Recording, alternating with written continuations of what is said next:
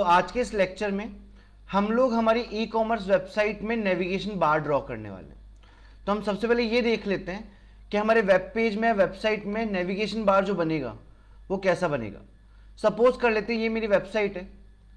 इस वेबसाइट के अंदर मैं यहाँ पे एक नेविगेशन बार बनाने जा रहा हूँ इस तरीके से, ठीक है। उस नेविगेशन बार के अंदर इस पर्टिकुलर प्लेस पे उसका एक लोगो होगा और यहाँ पे हम मान सकते हैं हमने कुछ ऐसा लिखा है, जैसे मान लेते हैं हम लोगों ने यहाँ लिखा होम, ठीक है। उसके आगे कॉन्टैक्ट हो जाएगा या जो भी मेन्यू बार में हमको आइटम्स ऐड करने वो। उसके बाद ये जो होम कॉन्टैक्ट हमने लिखा है इसके नीचे यहाँ पे एक लाइन भी एडेड होगी जिसको हम मैजिक लाइन कहते हैं। तो इस तरह का कुछ मेन्यू बार हम डिजाइन करने जा रहे हैं किसमें, हमारे रिएक्ट जेएस के अंदर। तो सबसे पहले स्टार्ट करेंगे इस पर्टिकुलर पेज की राउटिंग से जो हमने पिछली क्लास में स्टार्ट की थी। अगर हम बात करें इसकी राउटिंग की, तो राउटिंग करने से पहले सबसे पहले मैं index.css के अंदर आके यहां पे एक इंपोर्ट लगा चुका हूं टेलविंड सीएसएस का, जो कि मैंने लिखा @import tailwind css। परफेक्ट। अब नेक्स्ट काम जो मुझे करना है वो नेक्स्ट काम मेरा ये है कि मेरे को राउटिंग अपनी कंप्लीट करनी है इन सब कामों के लिए। तो हम जाते हैं वापस VS कोड पे और VS कोड में जाके हम आ जाते हैं app.jsx पे, जो फाइल हमने बनाई थी। यहां पे हमने बेसिकली दो राउट्स बनाए थे, एक तो होम पेज का और एक प्रोडक्ट पेज का। नाउ इसी वे में हमको बाकी पेजेस की भी राउटिंग करनी है। तो एक काम कर लेते हैं, यहां पे ओपन करते हैं, सारे पेजेस हमारे पास यहां पे हैं। हम एक एक पेज की राउटिंग करते जाते हैं।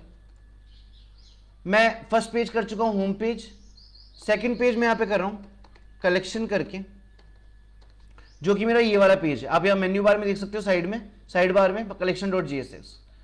इसके लिए मैं कर रहा हूं और यहां पे जाके मैं होम की जगह इंपोर्ट करवा लेता हूं कलेक्शन, और ये हमारा आ नहीं रहा तो हम यहां से इंपोर्ट डाल देंगे इसके लिए कलेक्शन।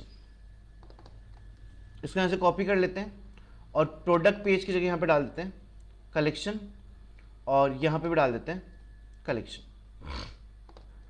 नेक्स्ट जो पेज हमको लेके जाना है हम उसको गो थ्रू करते हैं। कलेक्शन पेज के बाद हम ले जाते हैं इसको अबाउट पेज पे। ये अबाउट पेज पे हम इसको ले गए और यहां पे हम कलेक्शन की जगह ऐड कर देंगे अबाउट, और यहां से हम इंपोर्ट करवा लेते हैं अबाउट पेज को। यहां डाल देंगे अबाउट और यहां कलेक्शन की जगह डाल देंगे अबाउट। नेक्स्ट पेज लेके जाते हैं अबाउट के बाद कॉन्टैक्ट। सो यहां पे अबाउट हटा देंगे और यहां लिख देंगे कॉन्टैक्ट। यहां पे ऐड करेंगे कॉन्टैक्ट, ऊपर इंपोर्ट डालेंगे कॉन्टैक्ट और यहां पे अबाउट की जगह डालेंगे कॉन्टैक्ट। कॉन्टैक्ट पेज के बाद हम प्रोडक्ट पेज ले सकते हैं।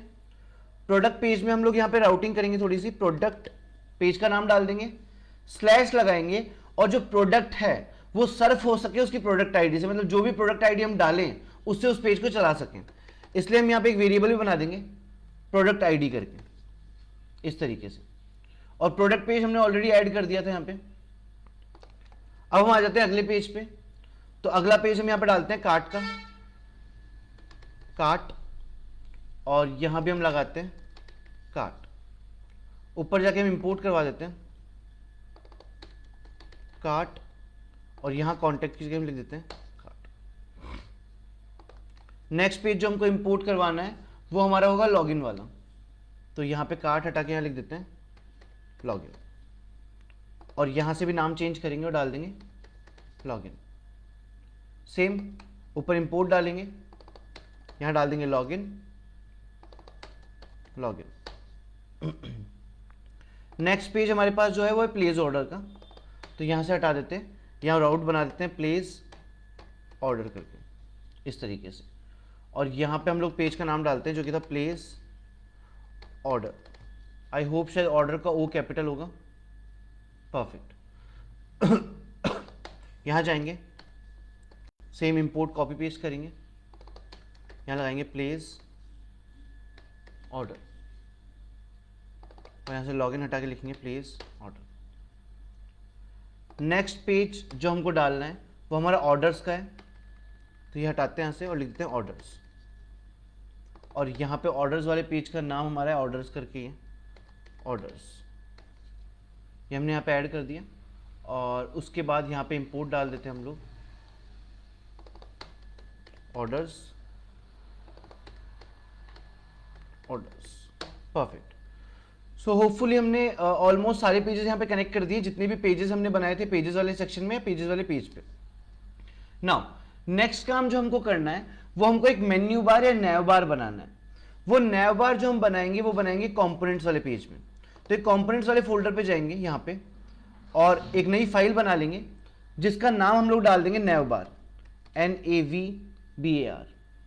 तो मैंने यहाँ दे दिया navbar.jsx। परफेक्ट। इसके बाद यहाँ पे लिखेंगे RAFCE, जिससे इंपोर्ट्स हमारे आ जाए यहाँ पे। नाउ इंपोर्ट्स लगने के बाद हमें सबसे पहले क्या करना है, ये navbar नाम से जो हमने पेज बनाया है इस पेज को हमको app.jsx में लिंक करना है। ये लिंक कहाँ करेंगे, इसको लिंक करेंगे आप राउट्स के पहले यहाँ पे। अगर आप राउट्स के अंदर लिंक करते हैं तो ये सारे पेजेस पे अवेलेबल नहीं होगा, इसलिए हम इसको लिंक करेंगे राउट्स के बाहर, जिससे जितने भी पेज हम बनाएं सारे पेजेस पे navbar लिंक हो जाए। तो हम यहाँ पे जाके लिखेंगे navbar और ये ऑटोमेटिकली इंपोर्ट हो जाएगा। फाइनली हमारे टर्मिनल पे कोई एरर नहीं है, हमारा टर्मिनल स्मूथली रन कर रहा है, जिससे कोई एरर नहीं दिख रही हमें।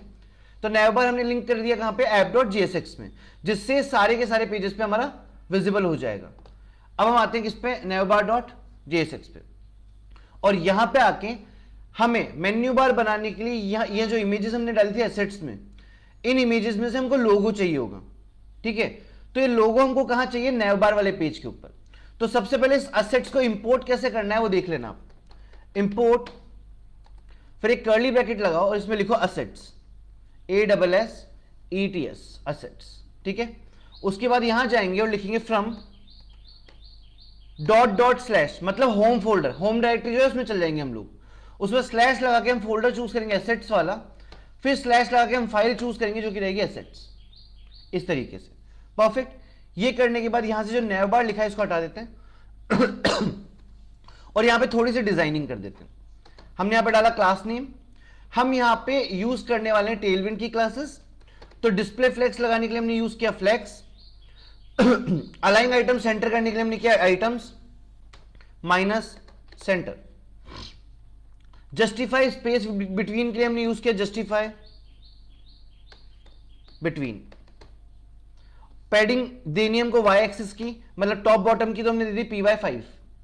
और हमको फॉन्ट साइज चेंज करना है तो हमने लिखा font large, medium, extra large, यहां पे ऐसे फॉन्ट साइज है तो हमने लिखा मीडियम। परफेक्ट। तो इस तरीके से हमने हमारे मेन डिव को फ्लैक्स दे दिया, जस्टिफाई कंटेंट दे दिया, अलाइन आइटम दे दिया, पैडिंग दे दिया और फॉन्ट साइज दे दिया। अब इसके बाद हम आएंगे अंदर यहाँ पे डिव के अंदर और हम यहाँ पे आके लगाएंगे हमारा लोगो। तो मैंने IMG टैग यूज किया यहाँ पे और इस टैग को यहाँ पे क्लोज कर दिया। सबसे पहले मैं गया IMG टैग के अंदर, SRC के अंदर सोर्स में, और मैंने यहाँ पे कॉल किया असेट्स को।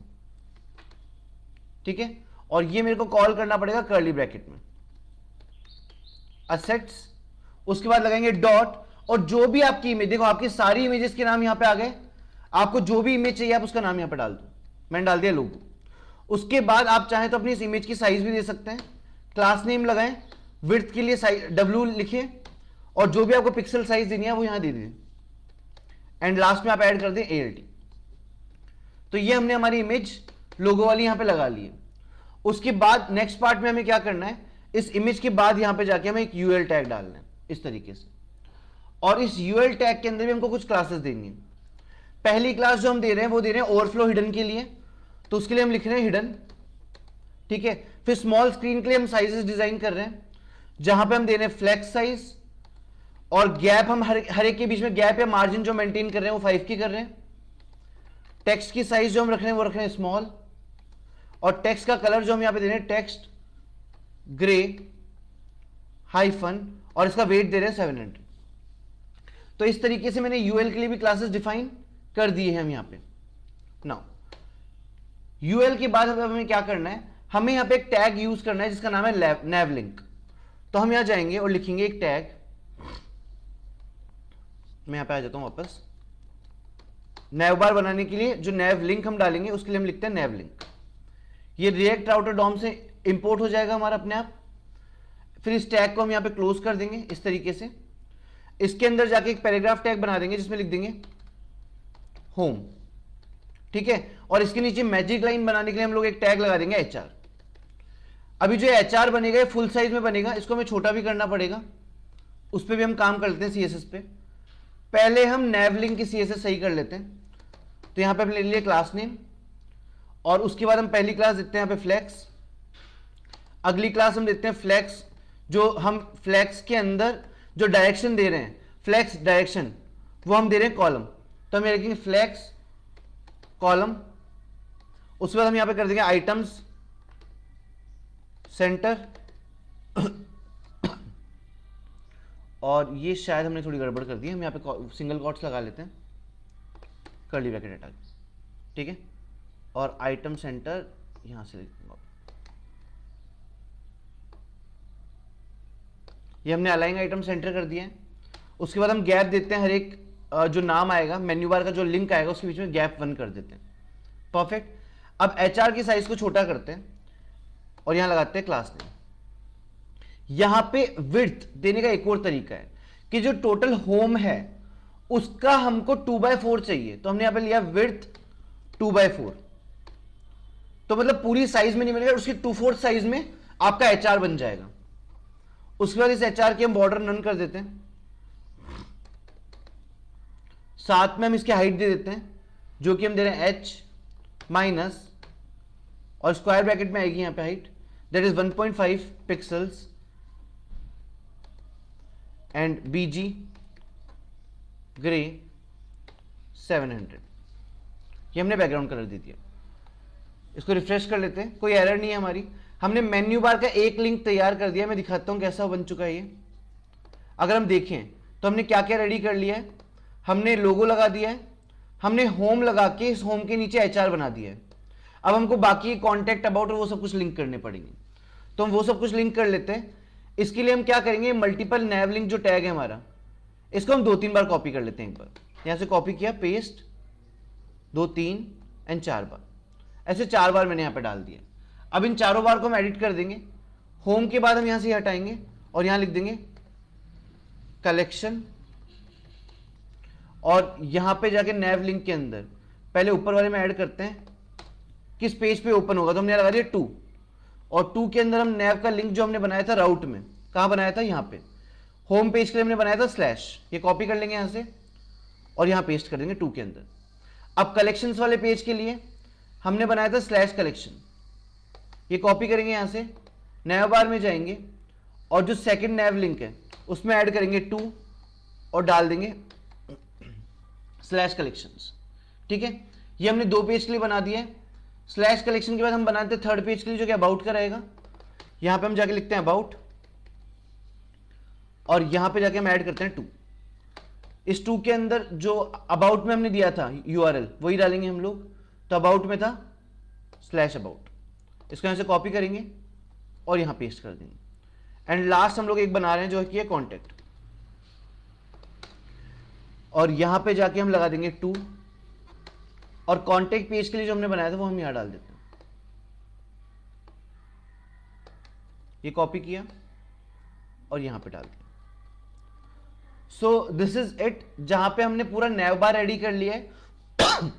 आप लोगों को अगर बाकी पेजेस के भी लिंक डालने हैं, ऑर्डर्स, प्रोडक्ट, तो सेम इसी पैटर्न में आप बाकी पेजेस की लिंक भी यहां पे ऐड कर सकते हैं। बट होपफुली मैंने आपको ऑलमोस्ट कंप्लीट नैव बार बनाना सिखा दिया है विथ डिजाइनिंग, विथ React.js के कोड्स के साथ। जहां पे हमने राउटिंग कंप्लीट की है, हमने नैव बार बनाना कंप्लीट किया है। जिन लोगों को नहीं पता उनको बता देता हूं, जैसे HTML में a हेरिफ टैग होता था, एंकर टैग या a हेरिफ टैग, वैसे React में a हेरिफ टैग की जगह पे टैग दिया गया नैव लिंक, जहां पे लिंक करने के लिए a हेरिफ का जो काम है वो नैव लिंक टैग से होता है। सो आई होप आपको समझ में आया होगा lecture. Thank you so much for this lecture.